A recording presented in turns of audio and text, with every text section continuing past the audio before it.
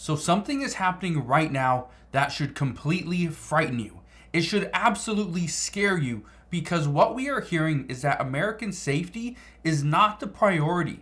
The priority right now is not you. There's something else that lawmakers are concerned with and what the White House is concerned with at this time. Now, today we're going to address that, and I want to play you a clip. This is from spokesperson John Kirby. Now, we're going to talk about this in just a moment, but all I ask in the meantime, it's just one thing. It takes 2 seconds. Go ahead, hit that like button if you enjoy these daily updates, and now let's begin.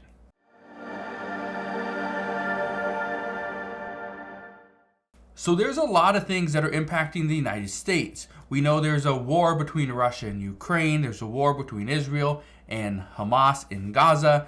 We have a conflict with China that continues no matter what we do. But it's the U.S. southern border that's causing a lot of conflicts.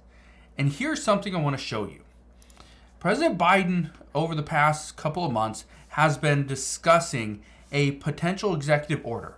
However, Biden was planning this executive action. Now, he's pretty much gone silent. We don't hear anything about it. Now, the reason for this, there could be many reasons, but the reasons why, according to reports, is President Biden feels and the Biden administration feel that they have done enough or will do enough and Republicans will harm themselves, that it would actually be okay if nobody does anything on the southern border until after the upcoming election. But I want to play you this clip, okay? This is actually from the White House. Just listen to this clip. This is actually from just yesterday. Is the administration still considering executive action on the border? I don't have any announcements to make with respect to executive action. I would remind that this argument that the president hasn't taken executive action or is just not true. So is there nothing more that he can do outside of I'm not Congress? going to get into anything more he would or wouldn't do. I certainly won't get ahead of the president's decision space on this. But the idea that he hasn't taken executive action when warranted is just not true. He has. But there is a real limit to executive action in terms of what's needed down there. What's needed is funding more than anything. So, spokesperson John Kirby says what's needed is funding more than anything. It's not executive action. He says that when President Biden has needed to take executive action, he's done so. And in some cases, yes, he has. But when in regards to the U.S. southern border and the amount of people coming across, he has not taken any executive action. And so this is what is sparking a lot of controversy because now we are hearing more and more concerns. We're hearing that some people along the U.S. southern border don't feel safe. Residents are trying to move. They're trying to sell their house, but yet there's nobody there to buy them.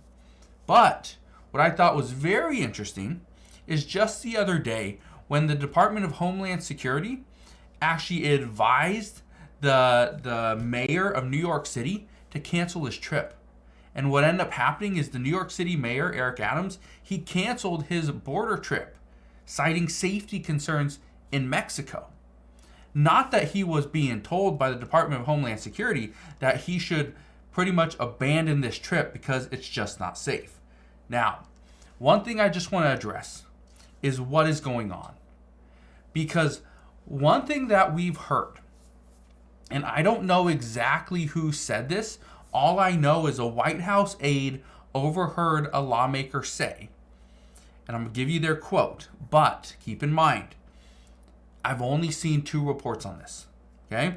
And both of these statements they're fairly close, but the exact statement is not there. It says something along the lines of, American safety is not our priority at the moment. Regaining control of Congress must be front of mind. Republicans were the ones that caused this, not President Biden. So when I first read this, I thought this was very interesting.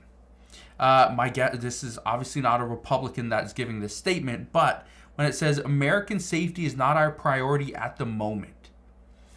Now, this could have been taken out of context, but I want to be very clear on something. If you are not considering the safety of the American people as the highest priority, then where do we go from there? And this is what I think is extremely concerning, is that this didn't have to be said.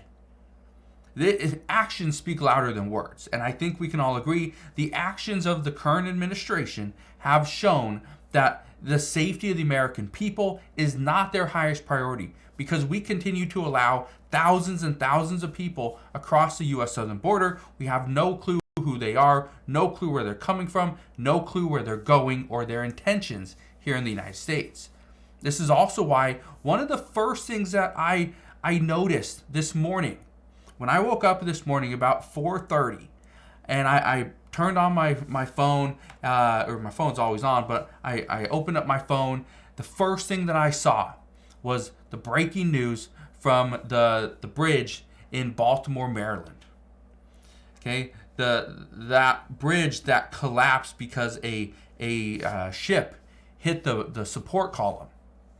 The first thing that I was reading were the conspiracy theories that this was a cyber attack, that it attacked the ship.